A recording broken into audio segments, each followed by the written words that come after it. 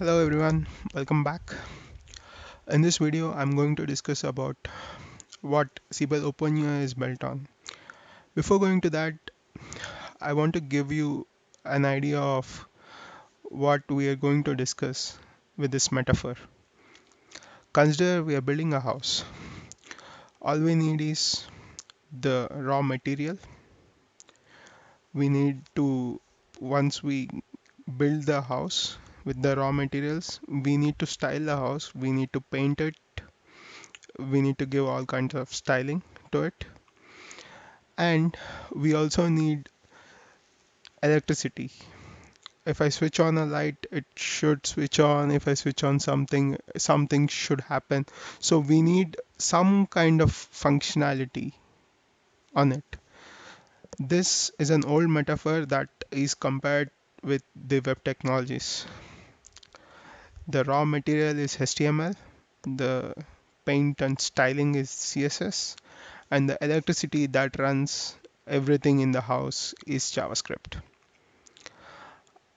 Now I have a Siebel application open here. All the content that you see here is the actual HTML. All the styling that you see, for example, the drill down is colored in blue, and I have these images arranged one beside the other properly. Everything, the styling is done by CSS.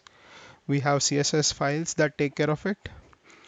We identify all the we identify the elements that need to be styled and give those specifications in these CSS files.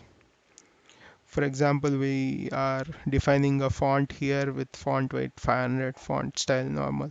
So I'll get into the details in another video. And all the functionality that you see, on click of this button, it should add a new record. On click of uh, this, it should do some action. On click of logout, it should do some action. So all the action that happens in the application is controlled by JavaScript. These are the JavaScript files that Siebel provided by default that take care of all the vanilla functionalities that we see. For example, list applet behavior is controlled in list presentation model. A list applet object is defined in list applet.js file, and I'll I'll give you more details in another video about JavaScript used in OpenUI. Now the HTML that you see here, everything comes from web templates. The SWT files that we use for this view, this applet, the container web page that contains all these controls, all the commands and toolbars, contain all the actual content that renders into the UI. For example, we are looking at a list applet now here. This is the web template that is used by this list applet. It has this SW tags which are understood by the Siebel web engine.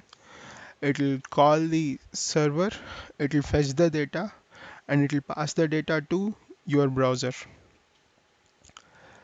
If you look at the body of the web template here, it is actually this web template. So once you add the elements in the applet edit layout, it will assign a control ID, and all those controls are rendered according to this. So whatever content that you see in the application, actual application, that is coming from your SWT files. The styling that you see here, I define it in CSS, in the CSS file. For example, I'll take this drill down, and if I look at the style of this drill down, I'm checking for the color. So if you look at it, it is a shade of blue. I can change it to red, and you see that it is getting affected right away. So we go to this particular file, this particular section, and update it, or we can write another CSS file that loads on top of this vanilla CSS file and applies all the styling onto the content. Suppose this we use JavaScript files to provide all the functionalities. So if I click on this button, it adds a record that can be found in one of the vanilla files that you see here. Okay, what methods are supported, what action that is does, what elements are added here, and everything. So I'll be posting more videos on individual items like HTML, on CSS and JavaScript. Post this. Thank you.